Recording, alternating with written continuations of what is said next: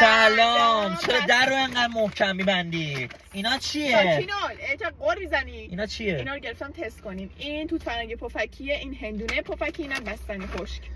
با بستنی مگه خشک میشه؟ اینا رو از کجا گرفتی؟ آقای خشک. تست کنیم. ساکینال. اینم میخوام. واقعا خوبه. یه سوال فقط. جان. چرا این انقدر کمه اینم درش باز شده؟ چورا خوردم. ببر من نخریدی. خب باشه حالا.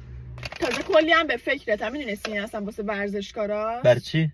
واسه اینکه رژیمیه. نه بابا. بله. بده ببینم. این توت فرنگیش طعم بهشت میده واقعا خیلی خفنه. میشه بعدم بریم بگیریم؟ آره.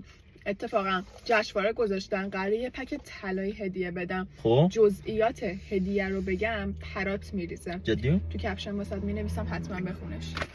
بستنی چجوری خوش میشه؟ چه میگه؟ خیلی خوبه. بله که خوبه آقای خوش، همیشه محصولاتش خورده. برم ببینم. اینا چه خوشگل رنگی خودم میخورم. همشو تو راه خوری بده برای منه بابا.